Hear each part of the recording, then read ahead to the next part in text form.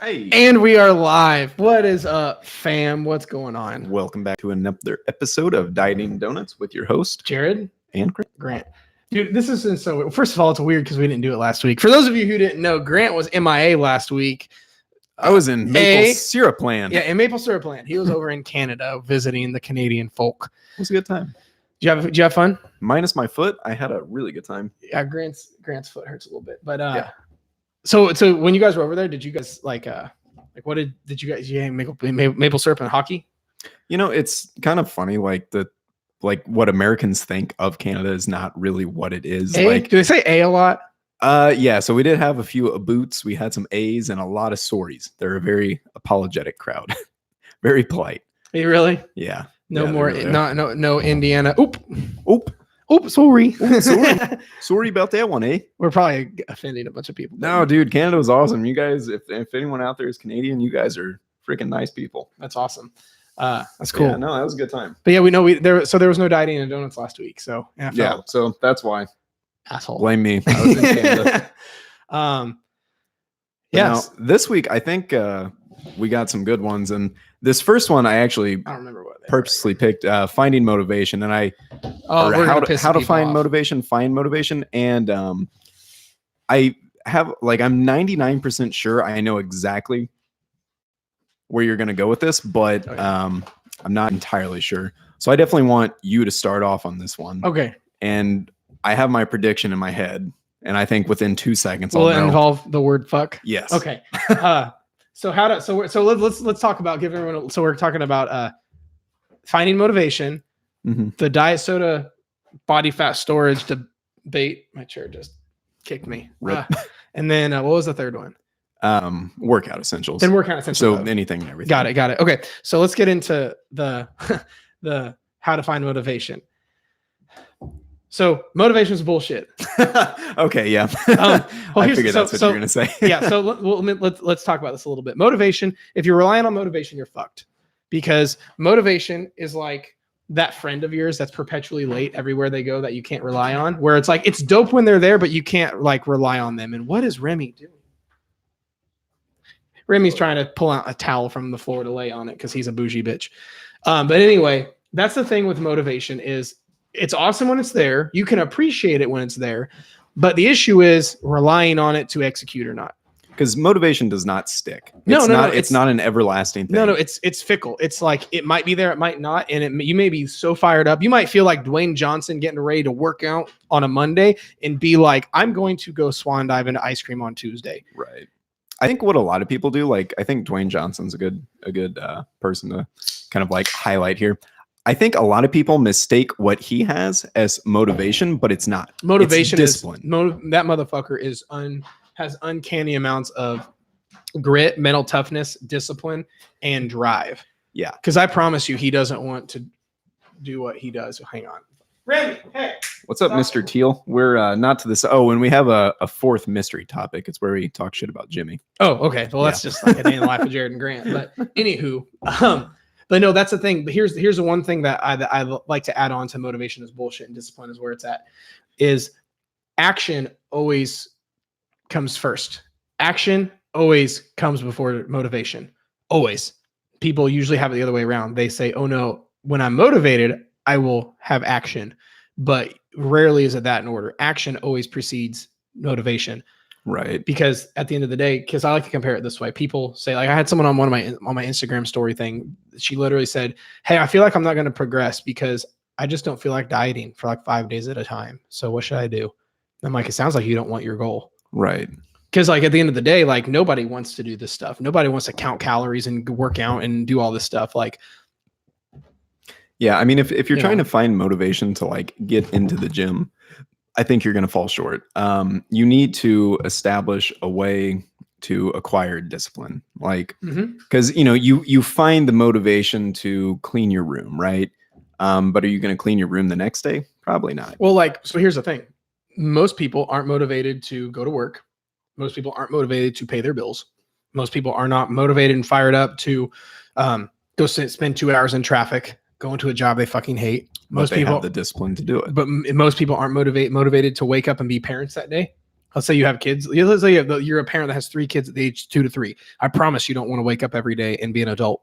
Right. You know, there's days I wake up and I'm like, I really wish I didn't have so many responsibilities, and I'm not motivated to pay my taxes, pay electric bills, and always go to work just because that's the game. But at the end of the day, why do people do that stuff? It's because, number one, the consequence if you don't. I pay my taxes because I would go to jail. Otherwise, I would, I pay my mortgage because I would be homeless. Otherwise, I fill my car up with gas because I need it to drive. And it's the side effect. Right. Too many people forget the side, like what their big reason is because behind working out and eating right. So they're like, oh, I don't feel like going to the gym. Well, what's the side effect? Oh, you die early. You know. So now, would you ever say that? So, I mean, to me, that's more of like we're looking at this from the self-reliant angle where, it's all internal. But I do think that you can find good quality motivation externally. So I was going to dive into that. I was going Right. to talk about that kind of first. yeah. Because, but there are little quickie avenues to give yourself a little hits of motivation. So I think we're both in agreement on that. So when it comes to like finding internal motivation, I think that's utter bullshit. I want to say this though. Mhm. I think we'll talk about motivation, how to actually cultivate and like getting fired up, even in the short term. But understand the big thing is motivation should never be a deal breaker for action. Right. Under no circumstances is lack of motivation okay or let that to be a reason to not act and execute. What's ironic is I actually looked up the definition of motivation, and it has nothing to do with emotion. Really? The actual like Webster's dictionary definition of motivation is basically having a reason for doing something. Okay. It has nothing about like feeling like Dwayne Johnson or just being fucking motivated and fired up and just like, ugh. But so let's talk about that. Yeah, Some actual like quickie ways to get motivated where you actually might, want to do your stuff. So I think one of the biggest ways to get motivated is to have a visible goal in mind. So I think that you will never motivate yourself to do something without first having a in picture in mind. So, Our mind works in pictures 100%. Right. So like, you're never going to be motivated to go to the gym, but if you can picture yourself 100 pounds less, then, you might find that motivation. I would also argue that's clarity. Mhm. Most people lack clarity where, it's like my favorite example, I think we've talked about it before, is getting your kids excited to go on vacation. If you just say, hey, we're leaving sometime within the next 8 months to go on vacation, and then walking out of the room, they have whatever reaction. But if you said, hey, on January 22nd, we are leaving here at 8 a.m. to fly out to Disney, stay at the Magic Kingdom for 7 days, 8 nights. We're going to ride on these 7 rides. We're going to go get pictures with Goofy. We're going to go clown on Mickey. And we're going to go, yell, Andy's coming to the Toy Story guys and watch them fall. Mm-hmm. Yeah. Now it's going to be a whole nother level because now you have clarity and vision and our minds operate in pictures. Right. So that's a really good point. Yeah. So now what about finding motivation externally? So I think the biggest one, and I think that we probably both even had this in some of our people that we've worked with, like a lot of the reasons why they come to the gym is not really, so in a roundabout way, yes, it is to improve themselves, but it is for the purpose of like playing with a grandchild, like being able to physically go out into a park and play with their grandchild, or be able to hike with their son, be able to go play beach volleyball and jump up and down with their shirt off. And I think that external motivators are probably some of the best, ways to get motivated to do something. Right. Well, because it's not just you, you're doing this for someone else. Here, I think one of the biggest ways to externally motivate you, I don't know if what I'm about to say is classified as external or an internal motivation, because it's technically an external thing, but it affects you at an internal level. What's that? Proximity. The easiest way to get write this one down. The easiest way to get motivated is to surround yourself with motivated people. No, absolutely. Because that's the thing. What's crazy, a mentor of mine just said this the other day, is he's like, forget tactics. He's like, forget the actual tactics of success with this stuff, like the calorie deficit, the workout, drop you in the right group of people, the other shit figures itself out. Mm-hmm. Because proximity is power, which is why I'm the biggest fan of coaching. Yeah. Is because you're instantly getting within a proximal distance of someone like Grant or myself. It's one of the reasons, one of the reasons I love hanging out with you is because there's an energy transfer. They're like, you ever get around someone that's just like a being light of just good energy, and you're like, I feel better being in 10 feet of this person. Yeah, I mean, you respond entirely to your environment and your surroundings. Getting all biology, like it actually signals your DNA to do its thing. You guys out there now, I don't know, have you ever heard this where they've done like really extensive research on, so like let's say I'm asking you a question, right? And it's very simple, like how was your day? And I hand you a hot drink, and then you pick it up. The heat transfer to your skin changes your answer, but if I were to hand you a cold drink, oh yeah, the cold transfer to your hand would change your answer. Yeah. So that said, the people that you surround yourself with have a huge influence on you, whether or not you want to. I've had people tell me I'm stronger than that, Jared. And I'm like, oh, I bet you are. It's bullshit.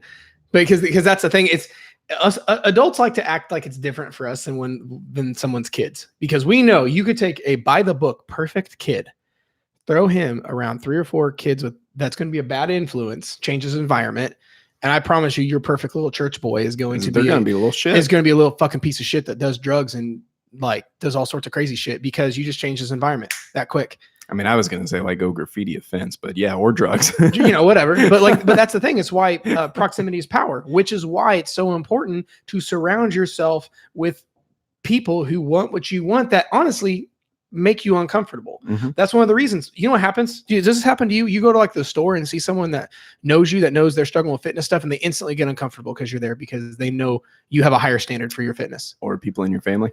Yeah, like I'll go to a freaking the grocery store and someone will see me. They won't even look at my cart that has donuts in it. They'll just be like, "Oh, I'll be at the gym this Monday," and they get all uncomfortable. Now, have you ever had the inverse of that, where they like look at your cart and they, get that little fucking smirk on their face and they see the donuts and they're like, "You're a piece of shit." Yeah, I wish I could eat a donut every day and lose weight like you can. You fucking lazy piece of shit. I'm just kidding. But no, that's the thing, is proximity is power. One of the fastest, easiest, and most sustainable ways to get motivated is surround yourself with motivated people. I would argue you could have all the tactics for motivation in place, but until you change your circumstances and surroundings, you won't get motivated. Yeah. Well, and so I'll kind of just like sprinkle in a little bit of our topic 3 here. I think and it kind of goes hand in hand, I think one of the workout essentials is to get yourself an equally motivated or driven workout partner. I think that's a workout essential, because or coach. Shameful plug, shameless plug. Shameless plug. That's not a shameless plug. It's our podcast, right? That's what I'm saying. Shameless. I'm not ashamed. Shameless. Yes. Yeah. Shameful.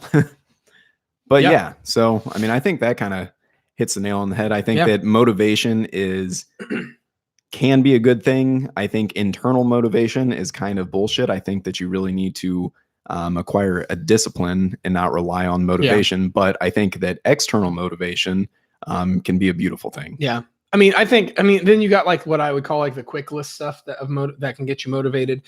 Changing your workout playlist can change stuff that make things less monotonous. Getting a new set of workout clothes, you feel pretty good. Because generally, if you look better, you're going to feel better. So if you're talk about shit talking Jimmy. So if you're wearing the same red cutoff you've worn since like 8th grade, and you kind of get tired, you might feel different if you go get yourself a new Under Armour and Nike shirt, new shorts, and some new shoes and some new headphones.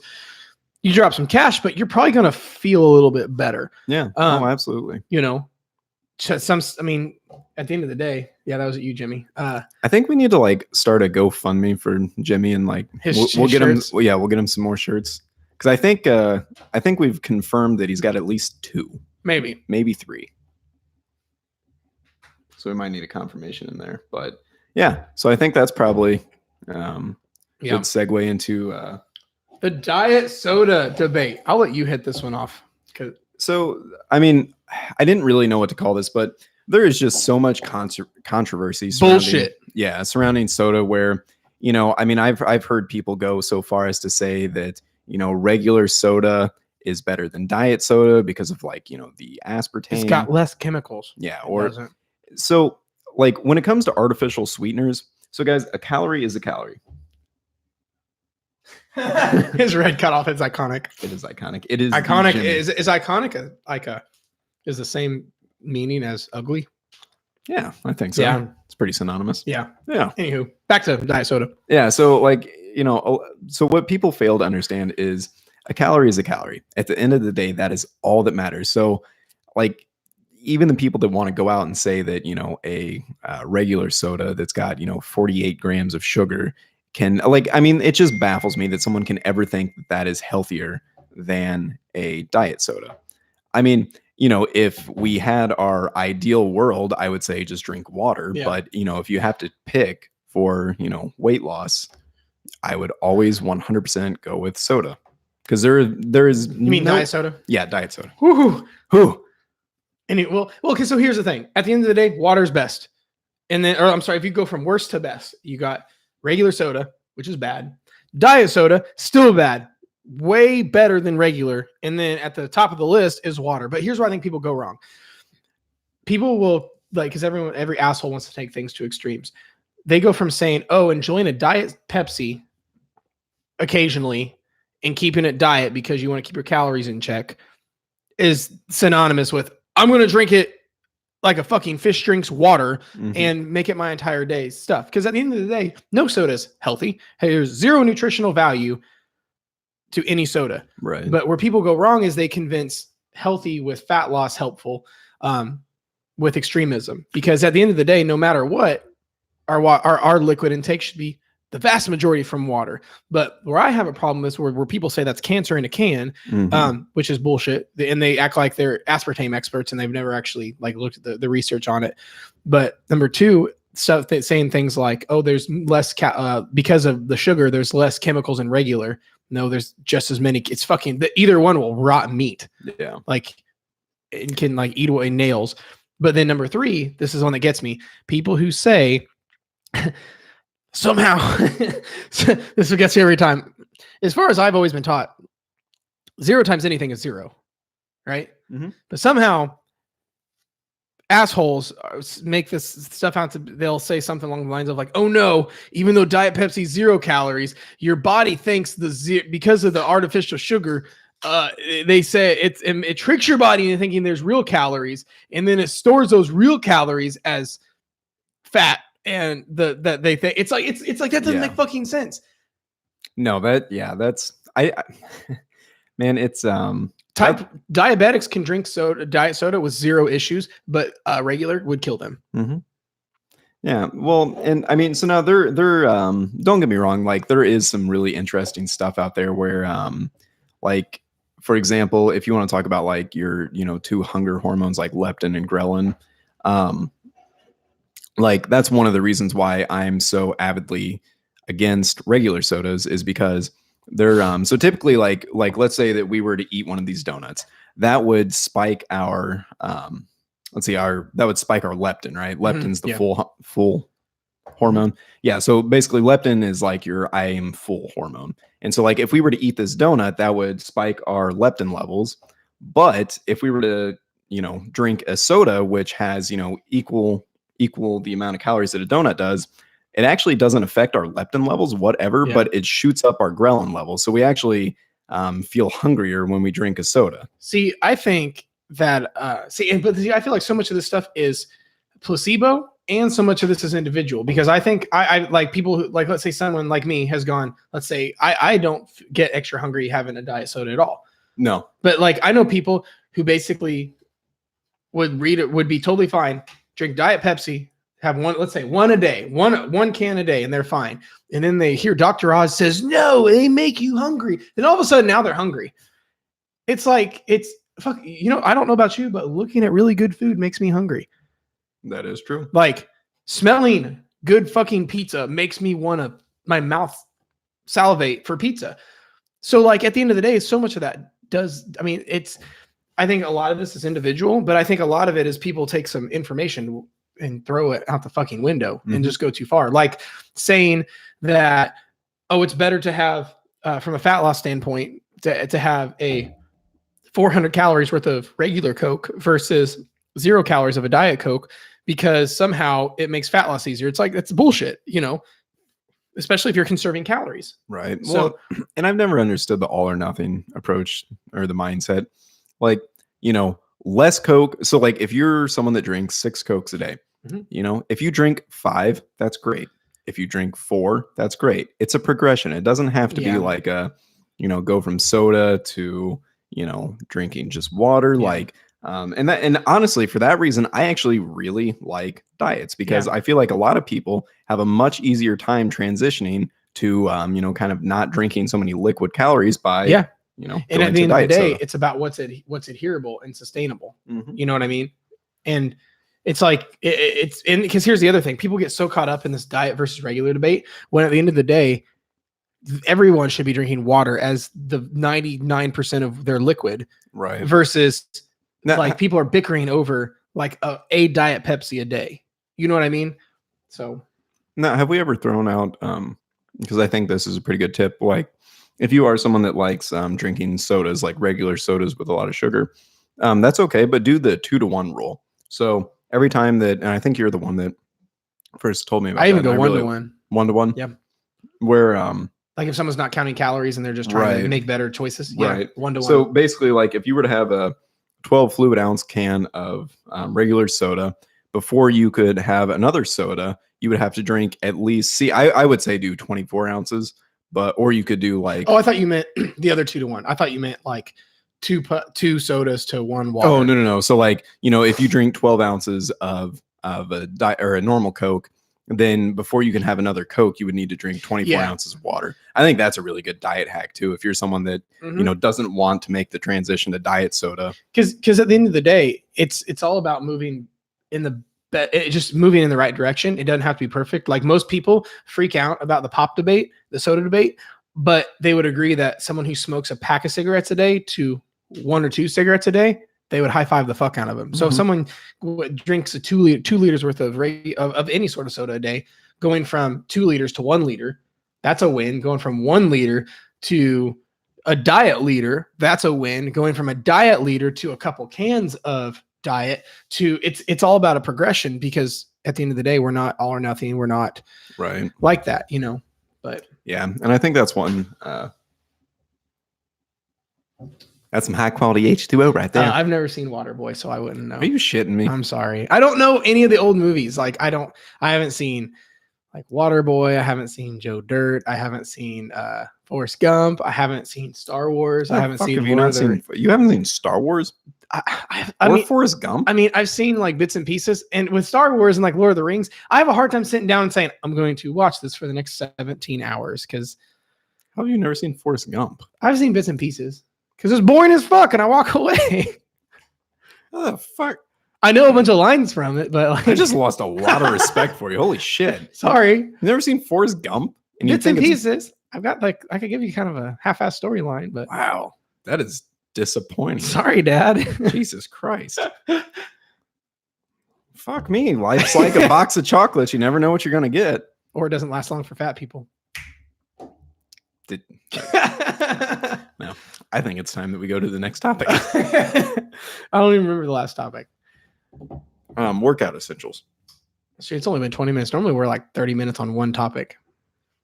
Holy shit, has it actually already been that quick? Dude, I thought we spent like 30 minutes talking about normally do motivation. Shit. Yeah. Well, I don't know. Do we want to? I guess we can go spend extra time on the shit talking Jimmy section. I like that. What'd he say? He just said something. Oh, worthless. Oh, worthless next week talking about movies on the show. Guess what? Movies don't mean shit for fat loss. Or lack of movies. Yeah, or lack of movies. Like apparently we haven't seen anything. Yeah. Well, I haven't seen anything. That's disappointing. I mean, I guess we could throw in another topic at the end too. Kind of like a bonus topic. Yeah, for sure. Or if Jimmy can think of something right now. Or, if people have questions, because we do have more than Jimmy watching us. If you guys have questions or anything that you want us to talk about, let us know. Yeah. Or actually, I have an Instagram Q&A going on my Instagram right now, and I can pull out some really good questions. Yeah. So we could do a little bit of rapid fire Q&A on that. But no, let's get into workout essentials. So I say we go, because my idea behind this was like literally everything from, what you wear to being in the gym, literally everything that you could think of that would be important to having. So for those of you guys, if you don't know, we don't know what we're going to talk about at all. Like we'll come out with some like topics, like Grant picked all the topics for today. And I don't know what I'm going to say. He doesn't know what he's going to say. And we just kind of wing it because that's what the fuck we do. And it bugs the shit out of people like. And apparently some days we have about 3 times the amount to talk about. But dude, that surprises me. Jimmy does not equal ratings. I don't know, Jimmy, buddy. It's a small room, you know. Thank you. Jimmy in a suit does not fit with lights and doors and fucking mics. Like, that's what I'm saying. He never even bought a suit though. So all talk, all bark, no bite. Okay, workout essentials. We'll just go tit for tat here. So to kind of like go back to what we said like 15 minutes ago, I think one of the good, or like an essential would be, to have either a coach or a workout partner, someone that can motivate you or hold you accountable. Yeah, accountability is a huge thing. Having that external motivator, be that a friend or a coach, I think that is your number one workout essential. It fixes a lot. Because like if you're one of those people that you're like, fuck, like maybe I want to go into the gym, maybe I don't. But when you have, Jimmy over here who's sitting there waiting at the gym, texting you, like, where the hell are you? You're like, oh shit, I need to get to the gym. Mm-hmm. Or if you've got your coach sitting there like, hey man, it's 5 after, where are you? You're going to get your ass to the gym. Well, also, I think that is so important. Well, and from the coaching standpoint too, you're also financially committed, which I would argue is the highest form of commitment. Yeah. You're not going to go spend a lot of fucking money or any money for that matter and just half-ass it. It's like someone sells a pet online, even if it's fucking $15, $50, there's going to be piece of shit people who won't buy that dog because they don't want to waste the money. If something at the end of the day, if you bring on a coach or whatever, it's something you spent money on, you're way more inclined to do it. Mm-hmm. No, absolutely. Let's see what else. Another workout essential. I think you need to have clothes you number one feel good in, and number two move in. Because I know like people who will buy workout clothes, but they're a little more form fitting or they're a little tight, and they feel awkward as hell in them. Versus if you work out best in a sweatshirt that's 5 times too big, wear something that's 5 times too big. Or if you wear an old sleeveless, iconic, ugly nipple showing t-shirt, then if you're confident in that, you fucking rock that, Jimmy. Like it, whatever. But you need to feel good in what you're wearing. So everything from like your shirt, your pants, your shorts, your shoes. I think Jimmy wears a G-string, but whatever you're comfortable in, that's what matters. Yeah, that's actually one that I don't think a lot of people really fully understand until they get in there. It is so important to have clothes that you are not like physically comfortable in, but but you are, moving well in. Yeah. Well, I mean that, but like something that you're confident in, because when you get in there and you get self-conscious and then you're like, this shirt's so tight. And like, when I move my arm like that, something jiggles and like, I want to go home now. It's definitely important to have something that you feel good in, that you're confident in, and that you can actually move around in. Yeah, 100%. And if it doesn't have Gymshark on it, don't wear it, All right, what's on your list? So we'll kind of do the inverse here. And I think that is that you don't need anything. I think that should be something that people understand right off the bat. You don't need like belt wraps. Yeah, you don't headband, headphones. You don't need headphones. You don't need wrist wraps. You don't need a belt. You don't even need fucking tennis shoes. You don't need a workout partner. All you need is yourself. So I think that's some grit. And some grit. And I think that's one of the biggest workout essentials is the understanding that minimalism. You don't actually need anything. Because a lot of people that I've run into, they have to buy their gym bag. Well, before they get in there, they have to fill their gym bag. And then they left their gym bag at home. So they're just going to start back Monday. Exactly. So, one of the biggest workout essentials is understanding that you actually don't need anything but yourself. Truth. Now, if you find that some stuff helps you, like if you find out you have so much better workouts because you listen to some pretty dope ass or weird fucking electronica music like Grant over here. Can't work out if you're not listening to EDM. Or if you're one of those people who can work out to fucking Toby Keith and Alan Jackson and the Country Boys talking about bear. Yeah, if you're one of those people, you probably shouldn't go into the gym. But no, like if there is stuff that that makes you feel good, like a lot of this stuff, even if it's like let's say something that's non-essential, let's say pre-workout or let's say BCAAs, but the expensive Kool-Aid you see every guy in the gym sipping on. I would argue BCAs in most cases are a waste of money. Mhm. But if that sipping on BCAs does something for you where you're like, nope, I'm going to have a good workout and it gets me to the gym and gets you to feel better, then there's merit. Yeah. So if there's anything like wearing your belt, even though you don't need one, if wearing a belt makes you feel better, wear your belt.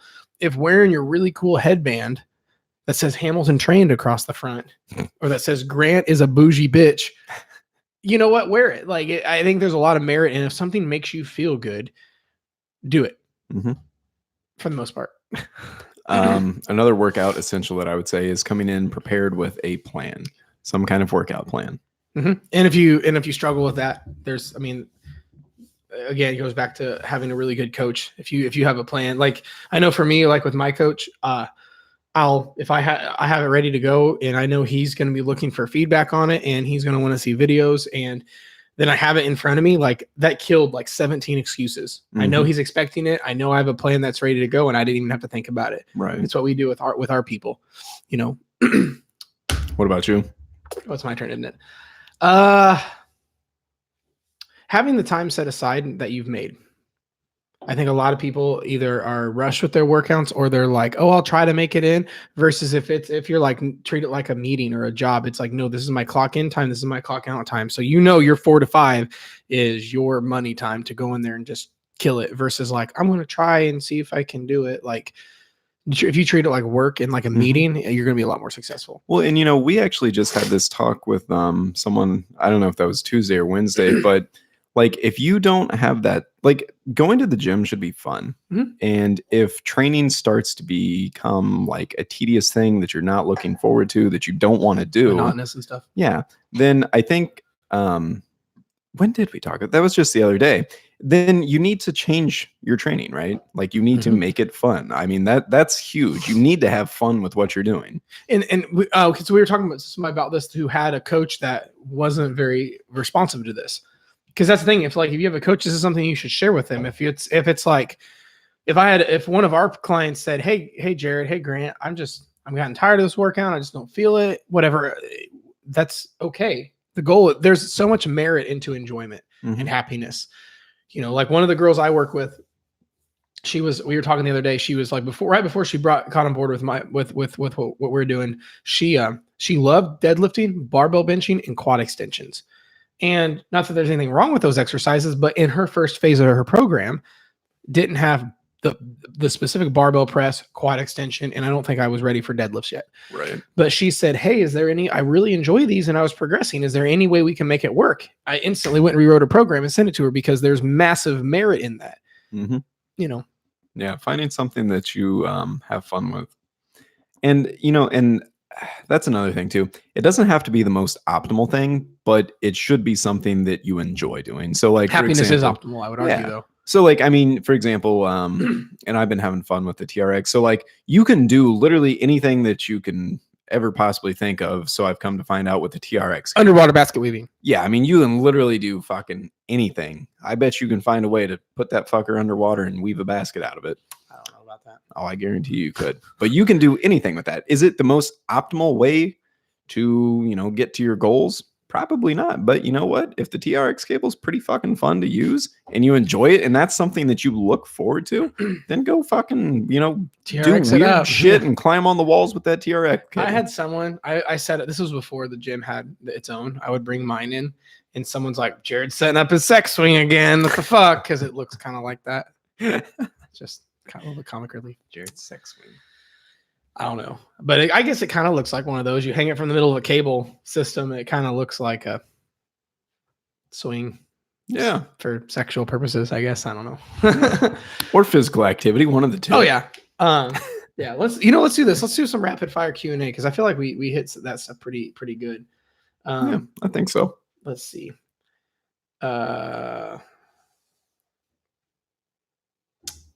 Bring it, Jimmy. You don't even know where we are. All right, Grant, we'll just go back and forth on these. Every time I do a calorie. So guys, these, we're doing some rapid fire Q&A off Instagram. So question, every time I do a calorie increase, I get clogged up with number 2 advice. Ooh, well, number 1, either you need to find different foods that digest better or if I had to take a guess, that's probably like a fucking huge calorie amount of food. Yeah. Yeah. Went from 1,200 to like 2,500. Yeah. Like small increments, or find food that's more agreeable with your GI. Yeah, for sure. I'm happy with my weight, but still have tummy fat to lose. What to do? Well, so are you happy with your weight? I think they're like, I'm okay with what I weigh, but they still they don't weigh a lot. Like they're not overweight, but they. Oh, so I think that's one of those circumstances where the scale at the end of the day means nothing. Yeah, it's calorie deficit. If losing that last bit of stomach fat is important to this person, right? Calorie you deficit. just need to eat less or move more. Yep. And eventually, with some time and consistency, you will lose the tummy fat. Mm-hmm. How much protein do you need to build muscle and lose some fat? Not anywhere near as much as people think. I recommend anywhere from 0.5 gram to 1 gram per pound lean body weight or lean muscle mass. But yeah, I mean, you can get away with, 0.5 gram per pound body weight in most cases. He's not happy. No, you just open the door and he'll go out. No, that's the thing, guys. So, and I actually answered this one a little bit earlier. But the thing you have to understand with, because I want to make sure the context is right with this one. How much protein do you need to build muscle and lose fat? Understand that your energy balance does that. It does the burning the fat part. Not just eating protein inadvertently does that. I agree. Like I completely agree. Having somewhere around 0.5 gram to 1 gram per pound of lean or normal body weight, it whatever. I think I'll see people do both. I'll see someone go per 1 pound of lean body weight, or go 0.5 gram per pound of body weight. It ends up about the same. So most of the time, whenever, and this is the thing, most people, whenever they get into the, like, I want to put on a bunch of muscle mass, they go fucking ham with the amount of protein. Like, oh yeah. I mean, I'm talking like a protein shake, in the morning, a protein shake at night. And then, they eat 8 small meals a day, each having protein. And then they literally are getting like 3 grams per pound body weight. That's excessive. To be honest, I believe in the way that I coach is I think it's better to have more protein while dieting than in a surplus. No, why is that? You're in a negative energy balance. Wait, so now say that again. You want more protein? So I give if from an optimal standpoint, I actually would rather see someone have more protein while dieting than while in a surplus. Oh yeah, I would agree. Because that's the thing people don't realize when they're dieting, your body's in get rid of shit mode. It's in burning mode. It's not worried if it's fat, if it's muscle, if it's glycogen. It's just like we're in a deficit. We're burning. It's like if you're spending money, it's whatever's in your account, whether that's food money or car money or coffee money. It's just money.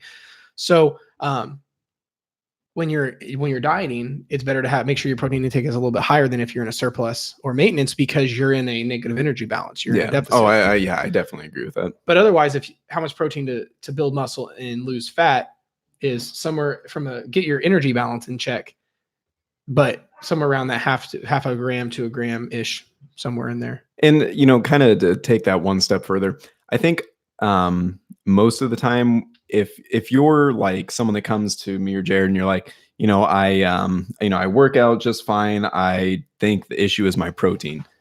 Chances are it's probably not your protein intake. Chances are you're probably not pushing yourself hard enough, because there are very few people that I've met that are wanting to put on muscle mass that aren't just going above and beyond what they even need for protein. It's more than likely probably an issue of what you're doing in the gym, not what you're eating in the kitchen. No, I agree with that. Can I eat whatever I want while being in a deficit and lose my goal lose to get to my goal weight over time? Absolutely. Well, I want to talk about this one a little bit. Can you eat whatever you want while being in a deficit and lose weight over time? Yes, but you shouldn't. You should still have the majority of your food prioritizing protein, whole food sources, and things that make you feel really good. Like, because we're not I just wanted to reiterate that, because like you can have anything, you can have donuts, you can, but you should not just like, it's like when people say when people say, oh, calories are all that matter, or food quality is all that matter. It's like, no, calories is most important, but that doesn't mean food quality doesn't matter. I think some Right. people either take our content out of line or take the whole calorie thing too Yeah. far, where like, which is most important, calorie intake or food quality? Like they're both fucking important. But I guess on the 51% calorie intake is most important, Mhm. but a close second place is making sure that doesn't mean food quality doesn't matter. Yeah. See, I never know how to answer that one for people because like on one hand, it's like, it's all an energy balance. So like, yes, Mhm. you could eat table sugar or salt or whatever, and you can literally lose weight only eating sugar. Yeah. But we But know you that's a shouldn't. terrible idea, Right. you know? Yeah. People But- take that a little bit too far. Yeah. Um, It's like, do I discipline my kids profusely or do I never discipline them at all? It's like there's a balance in there. yeah. But no, calorie intake is king, but food quality, I would say, is queen. Well, it's like, the 80-20 rule. Because, there's no inherently bad food, but, if we're going to compare like an avocado to a chocolate bar, I think it's a clear, this is healthier. So I think like follow the 80-20 rule where we have 80% healthy foods and then 20% bad foods. Well, but my issue is I don't like having that label system. You know what I Yeah. mean? I think nutrition is not a black and white, healthy, unhealthy. It's like a dial. You have more nutritious and less nutritious. And some foods are like some stuff is in the middle. Sure. Yeah. know? I mean, if that's yeah. That's Because I probably think how I'm looking people at put that. too many like good, bad, healthy, unhealthy versus Right. like it's not quite as clear cut as that. But Right. How come after lifting sometimes you get sore and sometimes you're not? Well, so all of that has to do with the amount of oxygen that's present in your muscles. So some days, you might burn. So basically, like talking about energy systems, your body. So like what causes muscle soreness is lactic acid, and basically when your body is starved of oxygen to compensate. We got some questions in there. No, not yet. It's Oh. most of the team. But so, so when your body, so basically like your body breaks, What's up, John? breaks molecules and does all this fancy shit that I don't want to get into. But whenever it runs out of oxygen, it has to create another substrate to use. So basically that's lactate, and that's what causes muscle soreness. So I told you Grant's smarter than me. I don't know about that, but yeah, long story short, it depends. But like, I mean, there's a lot that contribute to muscle soreness, even just adaptation. You've been doing the same workout for the last 8 months. You probably aren't going to be that sore.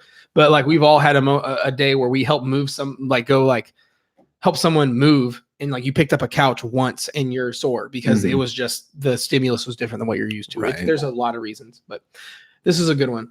Just started a new job with free food. Mhm. How do I lose weight without tracking? So hard.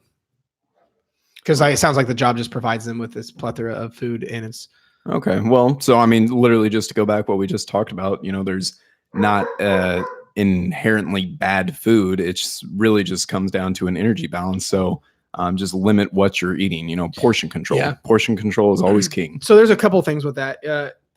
Let's say you work there every day and they have free food every day. I'm guessing you're going to have only one meal a day there. Mhm. So what I would do is I would either have like a structure and system where you have like, depending on what you have at your disposal, I would have like, say, okay, I'm going to have a protein and plants that take up half of my plate.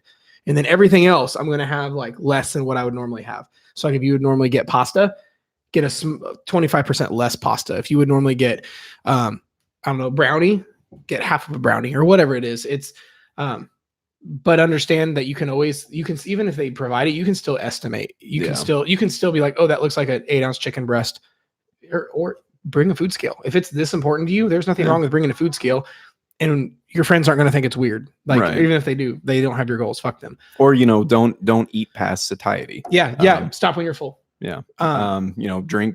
I mean, there are a lot of little There's tips a lot of like drink 2 glasses of water before you, start eating. Yeah. And things like that. Yeah, no, 100%. There's quite a few ways on that one. Let's see. And I think a lot of people feel like socially obligated to eat.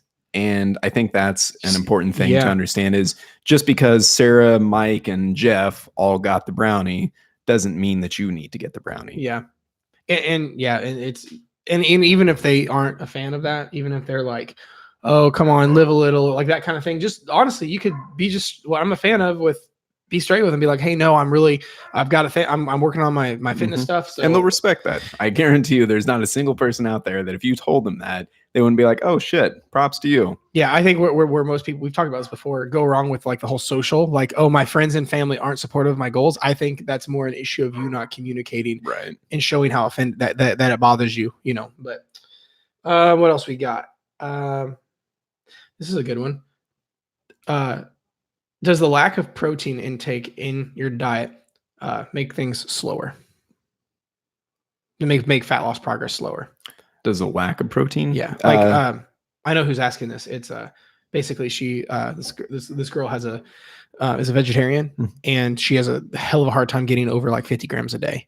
Oh, okay. And she's wanting to lose weight and that kind of thing. So I mean, can it? So I mean, I mean, yes. I 100% believe it yeah. does. I mean, so like in a roundabout way. So to go back to the you need X amount of protein. If you're not hitting that protein intake and you're trying to diet, chances are you're going to be burning not just fat but muscle. And we know that muscle, there's a metabolic requirement to have muscle mass on you. So in kind of a roundabout way, or maybe not even a roundabout way, yes, it will slow down your metabolism. It will slow down, right? Yeah, and then you're probably not going to be as satiated and whatnot. So, yep, got to have it in. And that's another thing too, like with vegetarians and stuff. Man, I think that we should have like our own topic on this, like, because I think a lot of people are just like, okay, beans have protein, so I can just eat beans, but then they don't necessarily realize like the amino acid profile. Yeah. I think that would actually be a good one. We could do that one next week. Yeah. Talk about the shitty protein sources people think are great, like cheese, milk, peanut butter, and beans. It's like, no, those are all, they have protein, but that does not make them a legitimate source. I have mad cheese cravings. What do? Eat that fucking cheese. Eat cheese. Count it and keep it in moderation. The beautiful thing is you can buy cheese in these little cubes. Little thing of string cheese, 99 calories, done. Dude, oh my God. That was one thing that I loved to do. I would go to the fucking supermarket and I'd buy all these like, exotic like sliced cheeses where one was like American Gouda or something like that. Oh, I love that. That's funny. Let's see. Let me find another good one. We'll do a couple more. Get yourself some good Ritz crackers, some fucking pickles. You go to town. Here we go. I'm in a deficit. I've been in a deficit for quite a long time, but carbs are high. Is that okay? And the scale isn't moving, but I have lost inches. Yes, that is perfectly fine. I think people misunderstand this.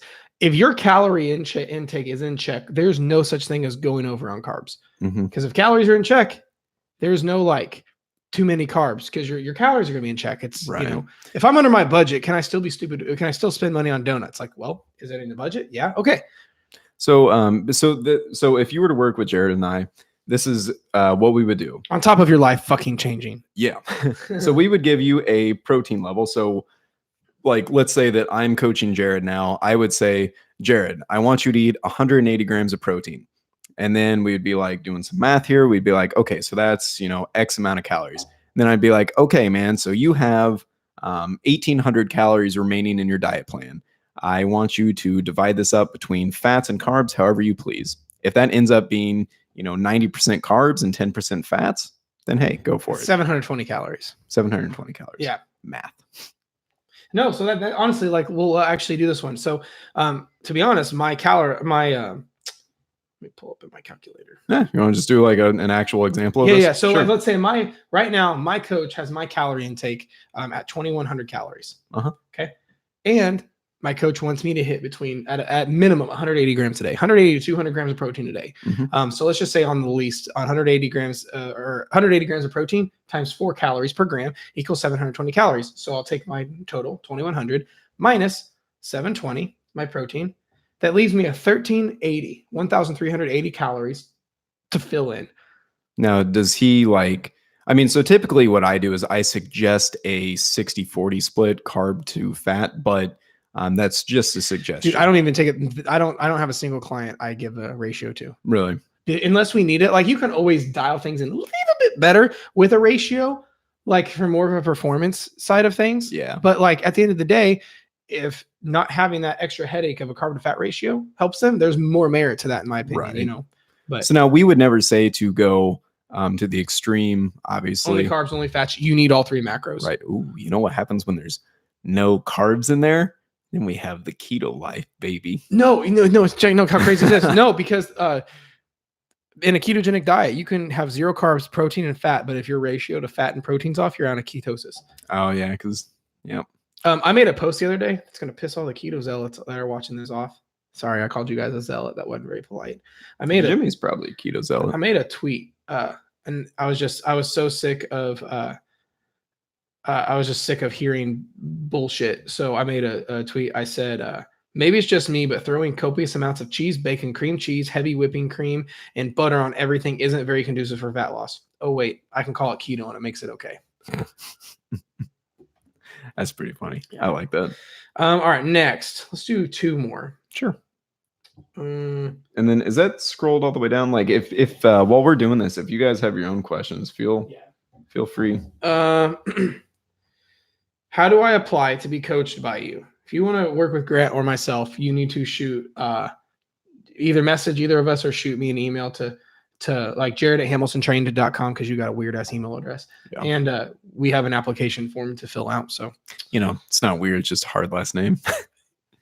It's just G Kasenik @butler.edu. Yeah. Stands for educated. Yeah.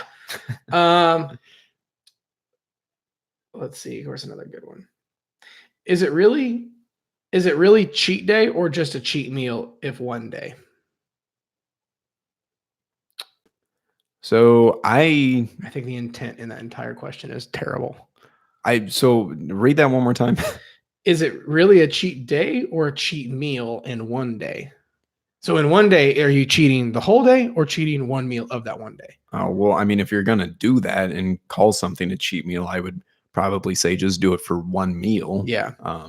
Because if you go batshit fucking crazy in one day, that's enough to offset what you've been doing in the past 20,000 calories. Yeah. It's insane. But you should not have a diet so restricted. You have to go ballistic on any point in time. Unless you're a bodybuilder that is 6 weeks out from a contest, there is no reason that you ever need to have a diet that restrictive to where you would want to have something that would be considered cheating. Dude, even my bodybuilders, Colin fucking had cheesecake multiple times 6 weeks out from a prep. Yeah. And motherfucker still placed. All right, one more. Oh, we already did that one. Someone asked about motivation. Oh. Weirdest thing you've ever seen in the gym? We'll end on a high note. I've got mine. I got to narrow that down. You go. Weirdest, most awkward thing I've ever seen in the gym. Keep in mind, I've been doing this for almost a decade, and I've seen some really fucking messed up stuff. The most strange and entertaining thing I've ever seen in the gym is someone who has headphones on. And you know how no one knows how loud they're talking when they have headphones in? People moaning like they're having the orgasm of their life. Male and female. I've seen guys do pull-ups and they are sounding like they're having the nut of a lifetime. Or I've seen girls do leg press and they're just and screaming like crazy, like they're having the best orgasm of their life. Have you seen people go so far?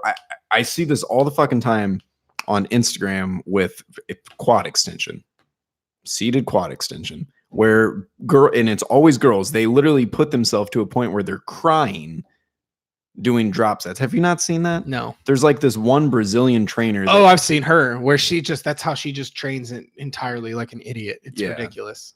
Yeah, that's the stupidest thing I've seen online, I think. When you should not take 14 days to recover from anything. Anywho. Oh man, so I saw some shit up because I went to an LA Fitness, just a big ass commercial gym. In Canada, eh? In Indianapolis. Oh shit. Okay. Yeah. No, I didn't go to a gym in Canada. You should have. I know. Just to see what.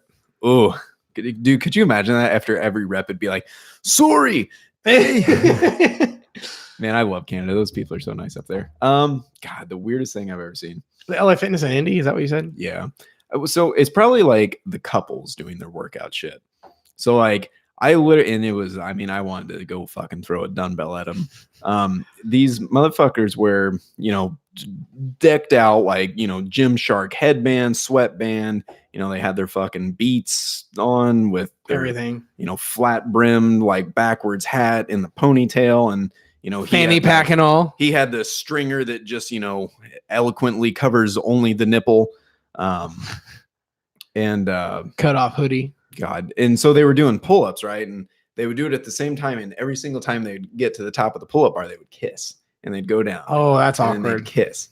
And then the dude on the last rep, he gets up here and she's struggling. He's like, come on, babe, you can do it. One last kiss. And I wanted to go fucking chuck a 45 at him. It sounds like something Jimmy would do. That is something Jimmy would do. Jimmy would do it. Anywho. All right, guys. I think that's going to be it for tonight. We're about an hour deep. So, yeah, unless Grant decides to go back to Canada this week, we will be here next Thursday at 8:30 Eastern Standard Time. Yep. Anything else? No. Awesome. All right, fam. You enjoy the rest of your night. We'll talk to you next time. Have a good one. And bye, Jimmy. Fuck you, Jimmy.